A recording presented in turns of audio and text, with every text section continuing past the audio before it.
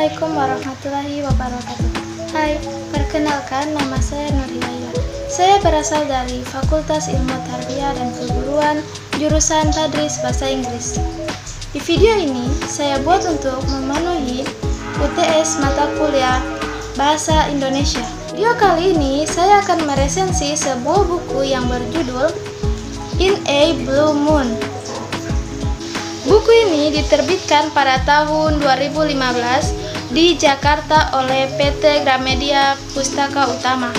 Ini memiliki tebal sebanyak 320 halaman dengan ISBN 978 602 03 14624. Harganya berkisaran sekitaran 70 ribuan. Ini merupakan karya dari seorang penulis mega bestseller yang banyak menarik minat orang. Ilana Tan, penulis yang kurang dari 10 novel di mana semuanya bestseller. Ilana Tan sejak mulai dari menerbitkan novel pertamanya pada tahun 2016 banyak membuat pembaca penasaran dengan informasi yang hanya sekelumit. Siapa sebenarnya Ilana Tan? Ilana Tan adalah seorang penulis yang terkenal karena menulis tetralogi 4 musim yang masing-masing novelnya disajikan dengan cerita yang latarnya berbeda-beda.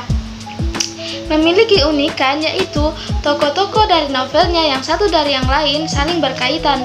Novel ini sangat bagus akan tetapi endingnya kurang memuaskan. Tan juga dikenal sebagai penulis novel yang misterius dikarenakan biasanya di belakang buku tertera tentang identitas penulis. Sedangkan di dalam buku Ilana Tan tidak tertera atau tercantum foto profil atau identitas tentang dirinya. Ilana Tan juga penggemar film, buku, dan bahasa asing. Ilana Tan menetap di Jakarta dan bekerja di bidang yang disukainya. Keduanya, ia masih sedikit menyertakan informasi yang sama.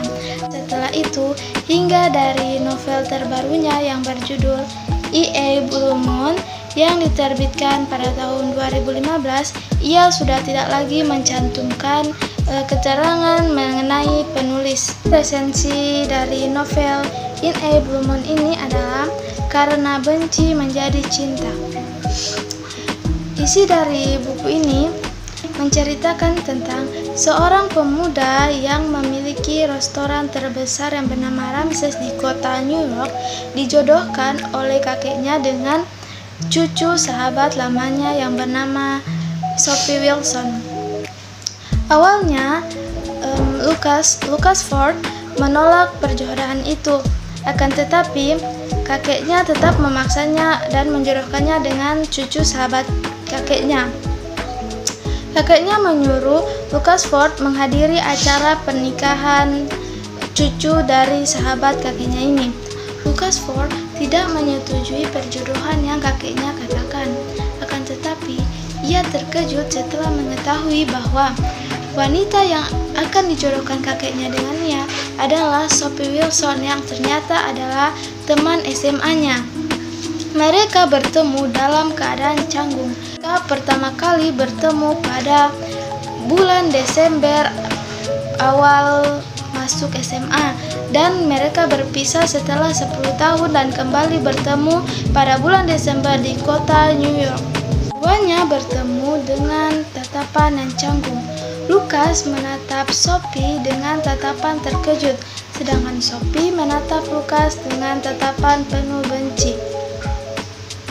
Mereka terakhir kali bertemu pada 10 tahun yang lalu. Akan tetapi, Sophie Wilson sangat membenci Lucas Ford sejak dulu karena ada kejadian yang menyakiti hatinya. Dan rupanya kebencian gadis itu masih bertahan sampai sekarang. Lucas Ford sangat beruntung dengan perjodohan itu, tetapi tidak dengan Sophie Wilson. Lucas Ford akhirnya mulai mendekati Sophie, akan tetapi bukan karena suruhan dari kakeknya, tetapi ia ingin merubah pandangan Sophie Wilson terhadap dirinya. Karena rasa suka yang begitu besar kepada gadis itu, ia ingin bahwa gadis itu menyukainya sebesar ia menyukai gadis itu.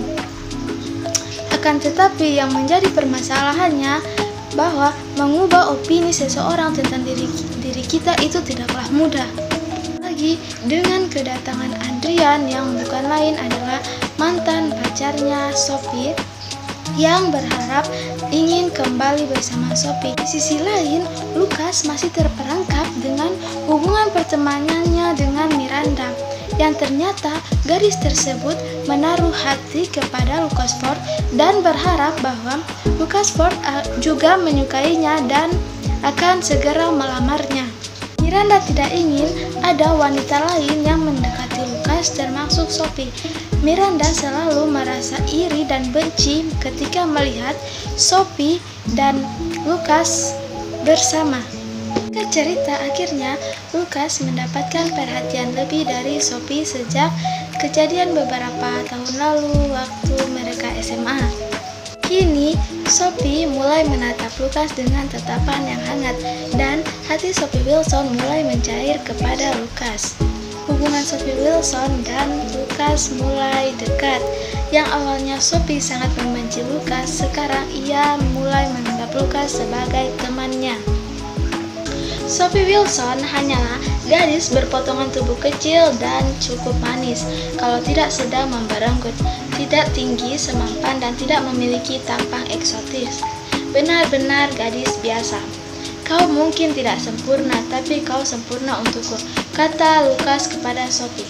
Buku ini direkomendasikan untuk kamu bahwa jangan terlalu membenci seseorang. Bisa jadi orang yang kamu benci suatu saat akan menjadi orang yang paling kamu cinta.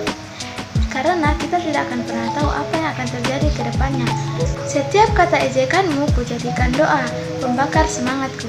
Sekian resensi dari saya, kurang dan lebihnya saya mohon maaf. Wallahul muwaffiq ila aqwamit thoriq. Wassalamualaikum warahmatullahi wabarakatuh.